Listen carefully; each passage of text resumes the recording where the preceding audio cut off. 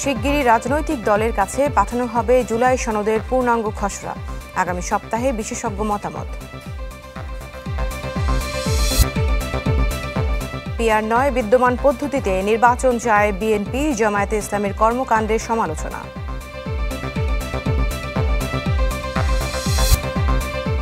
গাজীপুরে সাংবাদিক তুহিন হত্যায় আটক 5 জন, আনোয়ারের ওপর হামলায় গ্রেপ্তার 2।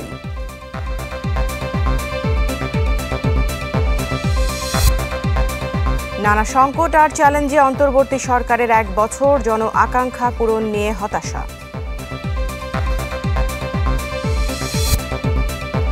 সশস্ত্র গোষ্ঠীগুলোর চাঁদাবাজিতে অতিষ্ঠ পাহাড়ের জনজীবন, চলছে বিচ্ছিন্নতাবাদী তৎপরতা।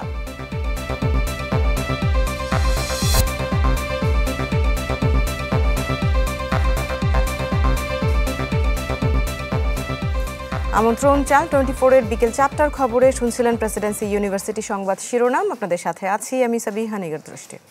অ্যাডভান্সড ইলেকট্রোপলিশড ও শতভাগ স্টেইনলেস স্টিলে তৈরি আরএফএল কিচেন সিঙ্ক। পুরো খবরে আছি। আগামী কয়েকদিনের মধ্যে জুলাই সনদের একটি পূর্ণাঙ্গ খসড়া রাজনৈতিক দলগুলোর কাছে পাঠানো হবে। সকালে জাতীয় সংসদ ভবনের এলডি হলে জুলাই সনদ প্রণয়নের অগ্রগতি সম্পর্কে এক সংবাদ সম্মেলনে এই কথা বলেন জাতীয় ঐক্যমত্য কমিশনের সহসভাপতি অধ্যাপক আলী রিয়াজ। জানান, সরকার চাইলে বাড়তে পারে কমিশনের মেয়াদ। বলেন, সনদ বাস্তবায়নে আগামী সপ্তাহে রাজনৈতিক দল ও বিশেষজ্ঞদের মতামত নেওয়া হবে। ঐক্যমত্য কমিশনের 2 দফা আলোচনার পর এখন জুলাই সনদ বাস্তবায়ন কিভাবে হবে সেই অপেক্ষায় রাজনৈতিক দল ও সাধারণ মানুষ। শাসন ব্যবস্থা সংক্রান্ত জুলাই সনদের বাস্তবায়ন ও অগ্রগতি সহ নানা বিষয় অবহিত করতে জাতীয় সংসদ ভবনের এলডি হলে সংবাদ সম্মেলনের আয়োজন করে জাতীয় ঐক্যমত্য কমিশন। যে 62 বিষয়ে প্রাথমিক পর্যায়ে ঐক্যমত্য কমিশনের সহসভাপতি ডক্টর আলী রিয়াজ জানান, দলগুলোর সাথে 2 দফা আলোচনায় বেশিরভাগই বাস্তবায়নের পথে রয়েছে। দ্বিতীয় পর্যায়ে আলোচ্য 20টি বিষয়ের মধ্যে নোট অফ ডিসেন্ট পড়েছে 9টিতে। কেবলমাত্র একটা নির্বাচনী ফ্যাসিবাদী ব্যবস্থাকে পুনরুত্থান বন্ধ করতে পারবে না, সাংবিধানিকভাবে পারবে না। তার জন্য একাধিক ক্রমে প্রাতিষ্ঠানিক কাঠামোর পরিবর্তন প্রয়োজন, সাংবিধানিক বিধি ব্যবস্থার পরিবর্তন করা প্রয়োজন এবং নির্বাচনী ব্যবস্থাটাও পরিবর্তন করা প্রয়োজন। এগুলো পাশাপাশি বাংলাদেশের রাজনৈতিক সংস্কৃতিতেও একটা পরিবর্তন করা দরকার। জুলাই সনদ কবে বাস্তবায়ন হবে এমন প্রশ্নের জবাবে ডক্টর আলী রিয়াজ বলেন, এটি নির্ভর করছে রাজনৈতিক দলগুলোর উপর। প্রাথমিক একটি খসড়া দেওয়া হয়েছে সকলকে, সেই খসড়া অনুযায়ী তারা মন্তব্য করেছে। সেই খসড়া থেকে এই সমস্ত মন্তব্যের ভিত্তিতে একটি সমন্বিত পূর্ণাঙ্গ খসড়া, আবারও বলি জোর দিয়ে, খসড়া আমরা আবার পাঠাবো এবং আমরা আশা করি আগামীর মধ্যে সেটা পাঠাতে পারবো। তারই পরিপ্রেক্ষিতে যদি সকলে একমত হয় তাহলে একটা স্বাক্ষরের দিন তারিখ ঠিক করা যাবে। জাতীয় ঐক্যমত্য কমিশনের সহসভাপতি জানান, জুলাই সনদের বাস্তবায়নের পথ কি হবে তার নির্ধারণে কমিশন আগামী সপ্তাহে আলোচনা করবে বিশেষজ্ঞদের সাথে। আলোচনায় অগ্রগতি না হলে কমিশনের মেয়াদ বাড়বে কিনা সে সিদ্ধান্ত নেবে সরকার। সরকার যদি মনে করে যে আসলে কমিশনের মেয়াদ বৃদ্ধি করা দরকার, তাহলে সরকার সেই সিদ্ধান্ত নেবে। রমিজ হুসাইন, চ্যানেল 24, ঢাকা। PR9 বিদ্যমান পদ্ধতিতে নির্বাচন হওয়া উচিত বলে মন্তব্য করেছেন বিএনপির স্থায়ী কমিটির সদস্য হাফিজউদ্দিন আহমদ। সকালে জাতীয় প্রেস ক্লাবে এক আলোচনা সভায় এই কথা বলেন তিনি। অভিযোগ করেন, জামানত বাতিল হবে বলে নির্বাচন বিলম্বিত করতে PR পদ্ধতিতে ভোটের কথা বলছে কিছু রাজনৈতিক দল। এ সময় তিনি মুক্তিযুদ্ধ সহ বর্তমান সময়ে জামায়াতে ইসলামীর নানা কর্মকাণ্ডের সমালোচনা করেন। ভারতে বসে নির্বাচন বানচালের ষড়যন্ত্র করতে পারে শেখ হাসিনা, এমন আশঙ্কায় দেশবাসীকে সতর্ক থাকার আহ্বান জানান বিএনপির এই নেতা।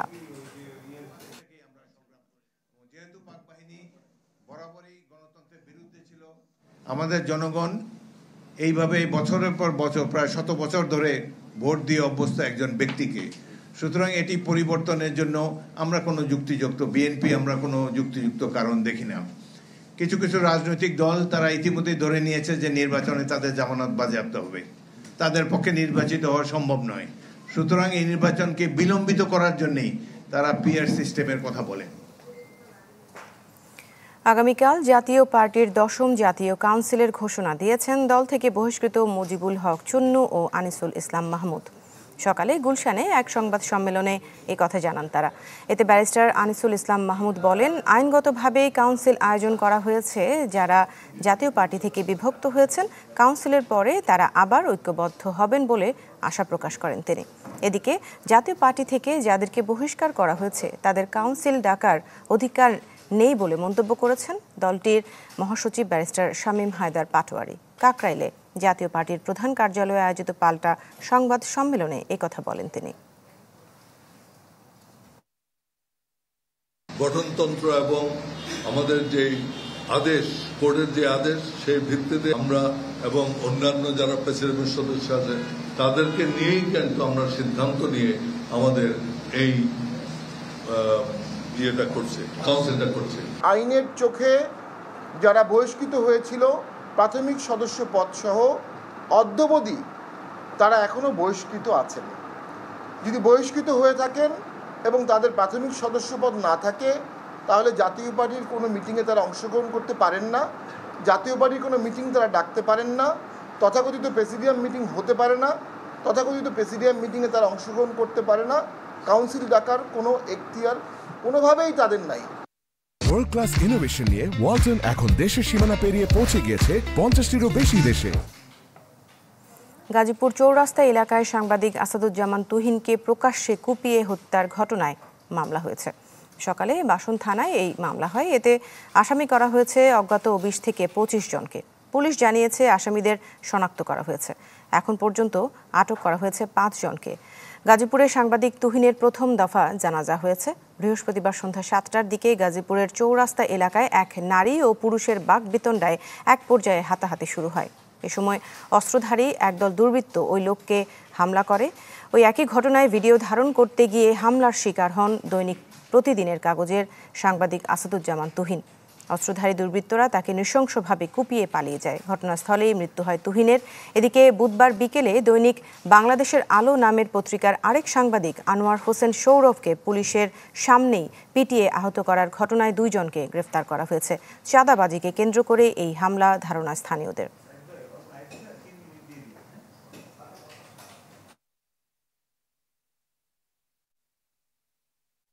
যারা অন্যায় চিন্তাই করে বা কোনোভাবে কোনো জায়গায় চাঁদাবাজি হয় কিনা এই ধরনের রিপোর্ট করতে আর কি। হ্যাঁ, সবসময় ওনার অফিসও আছে, এখানে দোতলায় ওনার অফিস আছে। আগে যেমন দোকান অনেক সময় খোলা রাখতাম 1টা 2টা পর্যন্ত, কালকে যখন গেছি রাতেরই 1টা পর্যন্ত কাজ করে।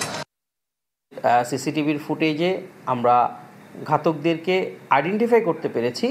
তদন্তের প্রয়োজনে আমি নামগুলো ডিসক্লোজ করতে পারছি না। আমরা আশা করি অচিরেই এদেরকে আমরা গ্রেফতার করতে পারবো।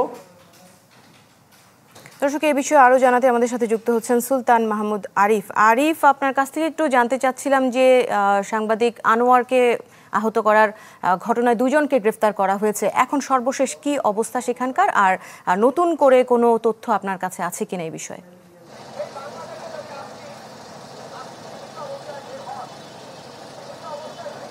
দৃষ্টি সাংবাদিক আনোয়ারকে আহত করার ঘটনায় আমরা সবশেষ তথ্য যেটা জানতে পেরেছি, আমরা 2 জন জানতে পেরেছি, কিন্তু পরবর্তীতে আমরা জানতে পেরেছি না 2 জন না, 1 জনকে এখন পর্যন্ত গ্রেপ্তার করা হয়েছে। 3 জনের নাম উল্লেখ করে অজ্ঞাত আরও 10 থেকে 15 জনকে উল্লেখ করে তারা সাংবাদিক আনোয়ারের পরিবার একটি মামলা করে, সেখান থেকে 1 জনকে গ্রেপ্তার করেছে, বাকিদেরকে গ্রেপ্তারের প্রক্রিয়া চলমান। আমি এখন যেখানে রয়েছি সেটি গতকালকে যে ঘটনাটি ঘটেছে সাংবাদিক তুহিনকে নৃশংসভাবে হত্যার ঘটনা, সেই জায়গাটিতে রয়েছে। ঠিক এই জায়গাটিতে সাংবাদিক তুহিনকে কুপিয়ে নৃশংসভাবে হত্যা করে দুর্বৃত্তরা, অর্থাৎ যে ছিনতাইয়ের ঘটনা, সেই ছিনতাইয়ের ঘটনাটাকে তিনি মোবাইলে ধারণ করতে যায় এবং ধারণ করতে গেলে যার প্রেক্ষিতেই এখানে নৃশংসভাবে তাকে কুপিয়ে ছিনতাইকারীরা তাকে এখানে হত্যা করে এবং বলা যায় যে স্পটে তাকে খুন করে। এবং কিছুক্ষণ আগে তার যেহেতু গতকালকে তাকে হত্যা করা হয়েছে, কিছুক্ষণ আগে তার গাজীপুরে যে প্রথম দফায় যে জানাজা সেটি কিছুক্ষণ আগে সম্পন্ন হয়েছে। এবং এদিকে ঘটনাস্থলের পাশেই দেখতে পাচ্ছেন যে এনসিপির নেতাকর্মীরা এসে এখানে একত্রিত হয়েছেন এবং তাদের এনসিপির যে নেতাকর্মীরা তারা বিভিন্ন ধরনের বক্তব্য দিচ্ছেন। তারা বলছেন যে অনতিবিলম্বে যে বাংলাদেশের যে অরাজকতা তৈরি হয়েছে, ছিনতাই, খুন এবং নাশকতা, সব মিলিয়ে এগুলো অন্তর্বর্তীকালীন সরকারের ব্যর্থতাকে তারা দায় দিচ্ছেন। এবং বলছেন অনতিবিলম্বে নির্বাচনকে সুষ্ঠু নির্বাচন করার জন্য এবং আগামী বাংলাদেশকে সুষ্ঠু নিরপেক্ষ বা সুষ্ঠু একটি সুন্দর বাংলাদেশ হিসেবে উপহার দেওয়ার জন্য, বিশেষ করে জুলাই স্পিরিটকে ধারণ করতে হলে বা জুলাই আগস্টের যে স্পিরিট সেটিকে ধারণ করতে হলে অবশ্যই অন্তর্বর্তীকালীন সরকার বাংলাদেশ থেকে যে চিন্তা, চাঁদাবাজি, খুন এগুলোকে দূরীভূত করতে হবে। এগুলো দূরীভূত করা না পর্যন্ত কখনোই যে আগস্টের যে স্পিড সেটি হবে না বলেই কিন্তু এনসিপির নেতাকর্মীরা এখানে বক্তব্য দিচ্ছেন। এবং তুহিন হত্যায় সর্বশেষ যে তথ্য আমাদের কাছে রয়েছে সেটি তুহিন হত্যায় ইতিমধ্যে পাঁচজনকে আটক করা হয়েছে। এছাড়াও আরও বেশ কয়েকজনকে আমরা যতটুকু জানতে পেরেছি তাদেরকে জিজ্ঞাসাবাদের জন্য সন্দেহমূলক কয়েকজনকে জিজ্ঞাসাবাদের জন্য আনা হয়েছে, তাদেরকে জিজ্ঞাসাবাদ করা হচ্ছে। জিজ্ঞাসাবাদ করার পরে তাদের যদি কোনো সম্পৃক্ততা থাকে তাহলে তাদেরকেও আটক করা হবে, এমনটি আমরা জানতে পেরেছি। এবং এই ঘটনার পর থেকে আমরা যেহেতু 6 তারিখে আনোয়ারের উপর, সাংবাদিক আনোয়ারের উপর নৃশংসভাবে হামলা করা হয়েছে এবং গতকালকে আরেকজন সাংবাদিকের উপরে, যার নাম তুহিন, তার উপরে নৃশংসভাবে হামলা করা হয়েছে এবং এই ঘটনাস্থলটিতে তাকে একেবারে স্পটে তাকে মেরে ফেলা হয়েছে, খুন করা হয়েছে।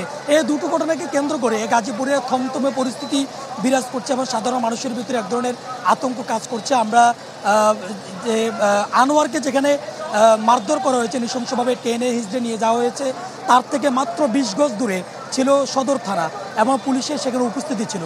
পুলিশের সামনে তার উপরে হামলা, পুলিশের সামনে তাকে মারধর এবং সদর থানার একেবারে কাছেই তার উপরে যে হামলার ঘটনাটি ঘটেছে এটিকে নিন্দা জানিয়েছেন সাধারণ মানুষ। আপনি দেখতে পাচ্ছেন যে এনসিপির যে নেতাকর্মীরা তাদের উপস্থিতি কিন্তু রয়েছে, সাথে সাথে সাধারণ মানুষ যারা, সেই সাধারণ মানুষেরই কিন্তু ক্ষোভ রয়েছে। সব মিলিয়ে বলা চলে যে দুটি ঘটনা, পরপর দুটি ঘটনা এবং দুজন সাংবাদিককে নৃশংসভাবে, একজনকে নৃশংসভাবে আহত করা এবং অন্যজনকে হত্যা করা, এই দুটি ঘটনা কিন্তু খুবই থমথমে পরিস্থিতি তৈরি করেছে এবং এক ধরনের আতঙ্ক কাজ করছে। মানুষ সঠিক বিচার চাচ্ছে। দৃষ্টি। জি আরিফ, ধন্যবাদ আপনাকে আমাদের সাথে যুক্ত হওয়ার জন্য। পরবর্তী আপডেটের জন্য আবারও ফিরবো আপনার কাছে। এবার গাজীপুরের টঙ্গী স্টেশন রোডের ফুটপাতে একটি ট্রাভেল ব্যাগ থেকে মিলল খণ্ডিত মরদেহ। পুলিশ জানায় হাজির বিরিয়ানি দোকানের সামনে ফুটপাতে পরিত্যক্ত অবস্থায় ব্যাগ পড়ে থাকতে দেখে খবর দেয় স্থানীয়রা। পরে টঙ্গীর পূর্ব থানা পুলিশ ঘটনাস্থলে গিয়ে ব্যাগ খুলে মরদেহ দেখতে পায়। তাতে অজ্ঞাত পুরুষের বেশ কয়েক টুকরো ছিল। রাতে কোনো এক সময়ে ব্যাগটি সেখানে ফেলে রেখে গেছে বলে ধারণা পুলিশের।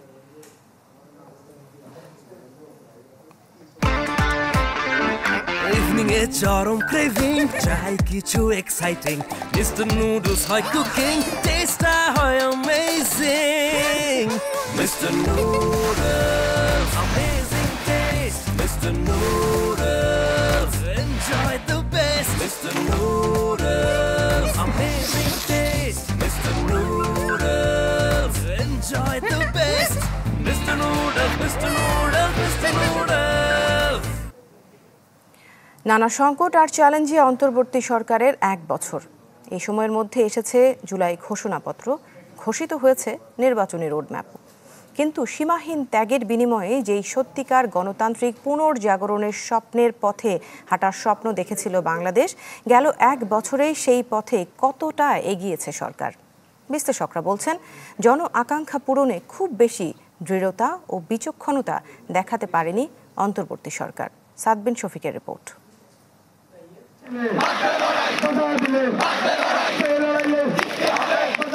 যে প্রত্যাশায় রাষ্ট্রযন্ত্রের নিপীড়নের ভয় উপেক্ষা করে লাখো ছাত্র জনতার ঠিকানা হয় রাজপথ, তার মূলে ছিল বৈষম্য বিলোপ।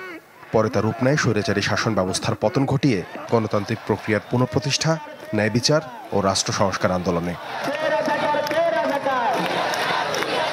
সশ্রদ্ধ চিত্তে শপথ গ্রহণ করিতেছি যে এক নাজুক মুহূর্তে নানামুখী চ্যালেঞ্জের ভারকে সঙ্গী করে অন্তর্বর্তী সরকার যখন যাত্রা শুরু করে, জনগণের প্রত্যাশার পারদ ছিল তুঙ্গে। পরে দেখা গেল ক্ষমতাচ্যুত স্বৈরাচারের নানামুখী ষড়যন্ত্র, মব সহিংসতা ও বিভিন্ন দাবি দাওয়ায় একরকম খাবি খেতে হয়েছে সরকারকে। যদিও অর্থনীতির সুবাতাস দিয়েছে কিছুটা স্বস্তি। সার্বিক বিচারে গেল 1 বছরে সেই প্রত্যাশার সাথে প্রাপ্তির বাস্তব সংযোগ কতটা হয়েছে প্রশ্ন ছিল এই শিক্ষাবিদের কাছে। কতগুলো ব্যাপারে বেশ ভালো সাফল্য আমরা দেখি, যেটা প্রয়োজনীয় সাফল্য, যেমন অর্থনীতির ক্ষেত্রে সেটাই তো মূল জায়গা।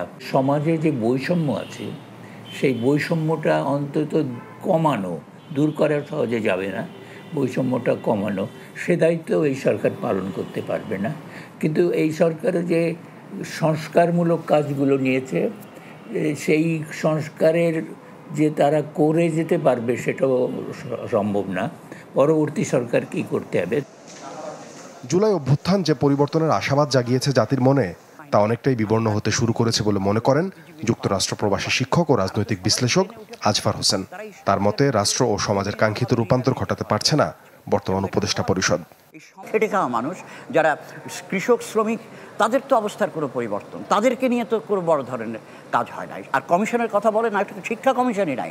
জান এবং মালের এবং বিশেষ করে জানের নিরাপত্তার ব্যাপারটা তো দারুণভাবে বিঘ্নিত হয়ে চলছে। সেই ক্ষেত্রে আপনি এই সরকারকে সফল তো কীভাবে বলবেন? 1 বছরে যতটুকু করার কথা ছিল কমিশন গঠন করেছে ঠিকই, ক্ষেত্র বিশেষে কিছু কিছু ক্ষেত্রে পজিটিভ ইন্টারভেনশন হয়েছে, কিন্তু সামগ্রিকভাবে এই সরকারকে তো আমি সফল বলতে পারছি না। আছে জন আকাঙ্ক্ষা ছিল দ্রুত সংস্কার হবে 1.5 দশকে ধ্বংস হওয়া রাষ্ট্রীয় প্রতিষ্ঠানগুলো। তা সময় সাপেক্ষ মানছেন এই শিক্ষাবিদ। তবে নিয়মিত নির্বাচন ও স্বাধীন গণমাধ্যম ছাড়া সেই লক্ষ্য অর্জন সম্ভব নয়।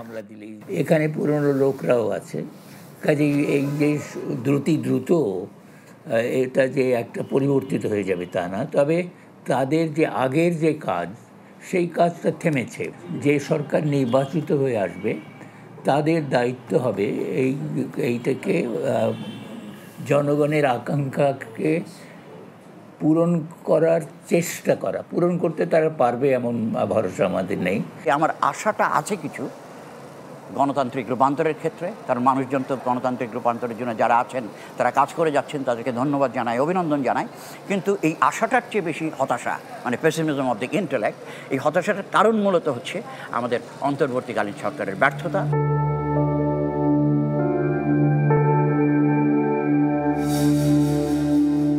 বর্তমান অন্তর্বর্তী হোক কিংবা আগামী নির্বাচিত সরকার, জুলাই অভ্যুত্থানে শহীদদের ত্যাগ, তাদের পরিবারের বেদনা আর আহতদের যন্ত্রণা পাশ কাটিয়ে কোনো সরকারের পক্ষেই জন আকাঙ্ক্ষা বাস্তবায়ন সম্ভব কিনা সে প্রশ্ন রাখছেন বিশ্লেষকরা।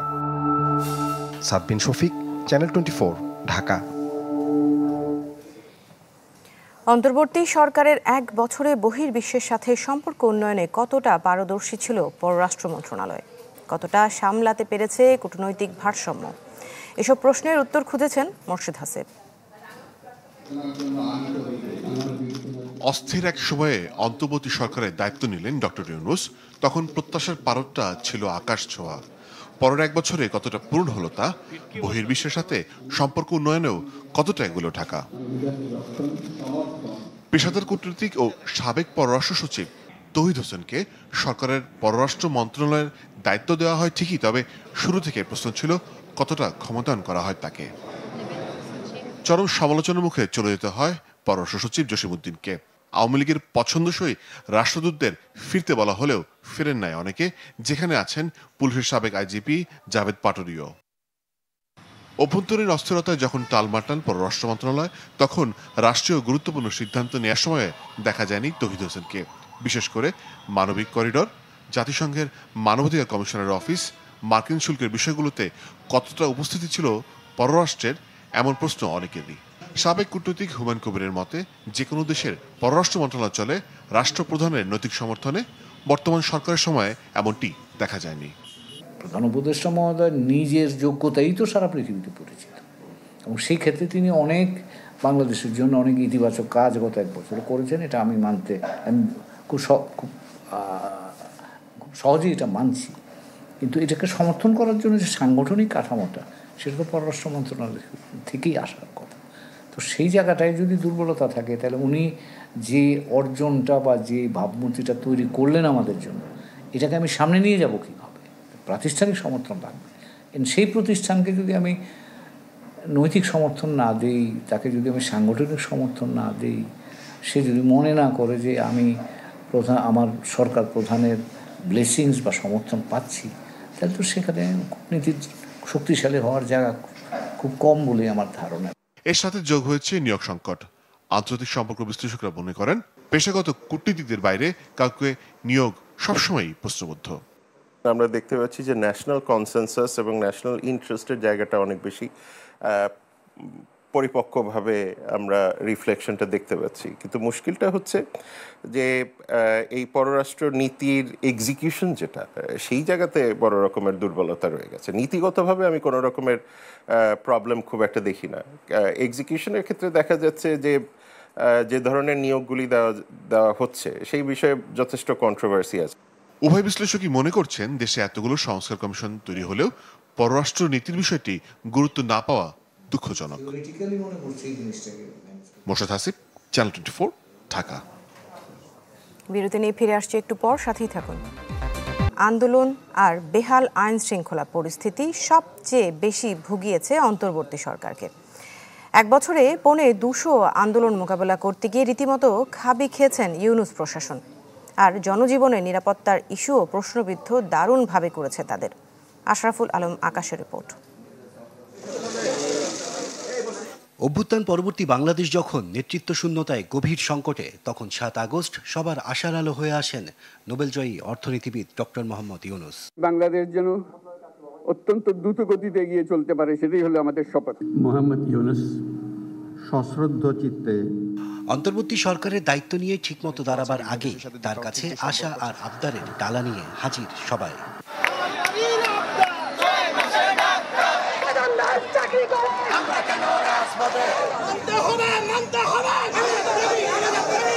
রিকশা চালক থেকে শিক্ষক, চিকিৎসক, বিসিএস থেকে আনসার, বিটিআর, রাজপথে প্রায় প্রতিদিনই দাবি দেওয়ার আন্দোলন নাকাল করে তোলে সরকারকে।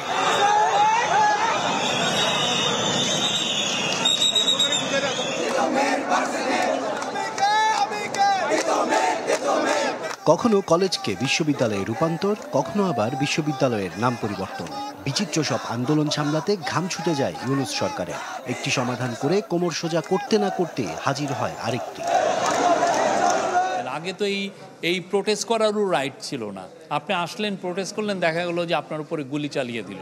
তো সেই জায়গাটা তো আমরা নাই। আমরা প্রত্যেকটা জায়গায় আমরা নিশ্চিত করেছি যেন সবার তার ফ্রিডম অফ অ্যাসেম্বলি থাকে, ফ্রিডম অফ অ্যাসোসিয়েশন থাকে।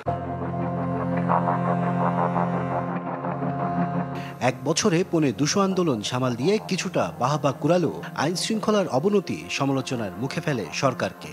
একের পর এক ছিনতাই ডাকাতিতে অনেকটাই অনিরাপদ হয়ে ওঠে ঢাকা শহর। পুলিশের তথ্য বলছে গত এক বছরে ডাকাতি আর ছিনতাইয়ের মামলা হয়েছে 397টি, আর হত্যা মামলা হয়েছে 733টি। তবে আইন শৃঙ্খলা পরিস্থিতি নিয়ে তুলনামূলক পরিসংখ্যান ঘেঁটে দেখার পরামর্শ সরকারের। আমরা মনে করি ল অ্যান্ড অর্ডার সিচুয়েশন এখন অনেক ভালো। বাংলাদেশে এখন পিস অ্যান্ড স্ট্যাবিলিটি আছে। আপনারা পুরো স্ট্যাটিস্টিক্স দেখেন, কম্পেয়ার করেন গত বছর, তার আগের বছর, সবার সাথে কম্পেয়ার করেন। একটা দিকে হয়তো অখুশি, সেটা হচ্ছে বিশ্লেষকরা বলছেন পুলিশের ভেঙে পড়া মনোবল আর ফেসিবাদের রেখে যাওয়া আমলা কাঠামো ভুগিয়েছে সরকারকে। সেই সাথে শুরুতেই স্বরাষ্ট্র উপদেষ্টার পরিবর্তন ও বর্তমান উপদেষ্টার সক্ষমতা নিয়েও প্রশ্ন কম নয়। আইন শৃঙ্খলা পরিস্থিতি মোটামুটি প্রথম দিকে যেটা ছিল সেটা খুব খারাপ ছিল। ফ্যাসিস্ট সরকারের যে লোকগুলি ছিল তারা কিন্তু অনেক জায়গায় এখনো আছে। তারা যদি ওখানে বসে থাকে তার তো কোনো পরিবর্তন আসবে না। মব ভায়োলেন্স যেটা, সেটাকে আমাকে ভয়ে কাবু থাকতে হচ্ছে। সেই কারণে কোনো সংবাদকর্মী সাহস করছেন না, আর আমি একজন সম্পাদক হিসাবে আমি নিজেও এটা কিন্তু এনকারেজ করছি না। ফলে এক ধরনের আপোষের মধ্যে দিয়েই চলছে। সরকারের যদি আমি আরও কিছু জায়গায় যেখানে সে কাজ করতে পারতো, তার মধ্যে একটা ছিল জননিরাপত্তা। আমরা দেখতে পাচ্ছি যে জননিরাপত্তার ক্ষেত্রে যথেষ্ট পিছিয়ে আছে। এছাড়া দুর্ঘটনা মোকাবিলার সক্ষমতা নিয়েও প্রশ্নের মুখে পড়ে সরকার। বিশেষ করে মাইলস্টোনে বিমান দুর্ঘটনার সমন্বয়হীনতা ও স্বাস্থ্য উপদেষ্টার নির্লিপ্ততার সমালোচনা কুড়াতে হয় ডক্টর মোহাম্মদ ইউনূসের অন্তর্বর্তী সরকারকে। আশরাফুল আলম আকাশ, চ্যানেল 24, ঢাকা। পাহাড়ের সবুজ শীতল জনজীবনে প্রশান্তির বদলে ভয় আর নিরাপত্তাহীনতা। সশস্ত্র গোষ্ঠীগুলোর অপহরণ আর চাঁদাবাজিতে অতিষ্ঠ স্থানীয়রা। কেবল তাই নয়, ত্রিপুরা ও মিজোরামের সঙ্গে পার্বত্য চট্টগ্রামের মানচিত্র যোগ করে কল্পিত জম্মু ল্যান্ড প্রতিষ্ঠার তৎপরতা চালাচ্ছে তারা। পাহাড়ি অঞ্চলে সশস্ত্র তৎপরতা নিয়ে ফয়সাল হোসেনের 3 পর্বের রিপোর্টের আজ প্রথমটি ক্যামেরায় ছিলেন মুক্তার হোসেন। খাগড়াছড়ির আলোটিলায় পাহাড়ের চূড়ায় ছোট্ট এক স্কুল পড়েন উপজাতি শিশুরা। সেখানে সরকার ও সেনাবাহিনীর খরচে নির্মাণ করে দেয়া হচ্ছে বিদ্যালয়ের দোতলা ভবন, যাতে আরও ভালো শিক্ষা পেতে পারেন তারা। তবে ভবনটি বছরখানেক ধরে পড়ে আছে নির্মাণাধীন অবস্থায়, কারণ পাহাড়ের সন্ত্রাসী সংগঠনকে চাঁদা দেয়া হয়নি।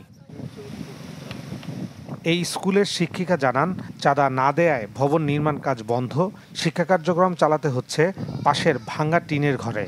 ভিতরে কিছু লোক আছে, মানে ইউপিডিএফ, তারপরে জেএসএস, ওদের কিছু চাহিদা থাকে, দাবি দেওয়া চাঁদা টাদা থাকে। শুধু শিক্ষা প্রতিষ্ঠান নয়, ছোট এই গ্রামে সন্ত্রাসী সংগঠনকে চাঁদা দিতে হয় সবাইকে, অন্যথায় ব্যবসা প্রতিষ্ঠানে চালানো হয় হামলা, করা হয় অপহরণ। আপনাদের কি চাঁদা টাদা দিতে হয় না?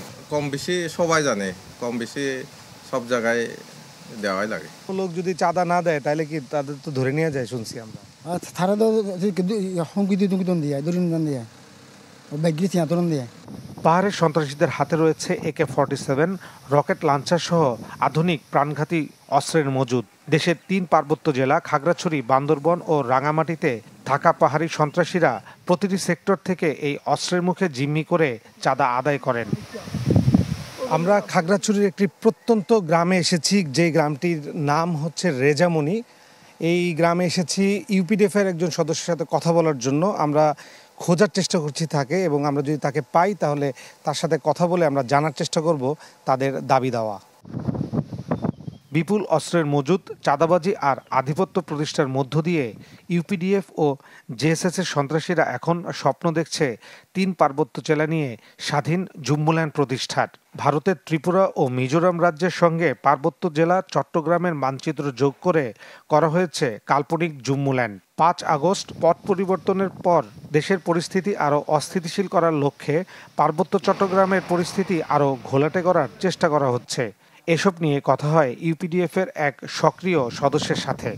আমাদের পাহাড়ি অঞ্চলে আমাদেরকে চাঁদা দিতে হবে, আমাদেরকে চাঁদা না দিলে কোনো বাঙালি এখানে ব্যবসা করা যাবে না। আপনারা অস্ত্র পান কই? অস্ত্র বিদেশ থেকে কিছু কিছু আমদানি করে আমাদেরকে দিয়ে দেয়। তা আপনারা এটারে ভাগ করতেছেন কেন?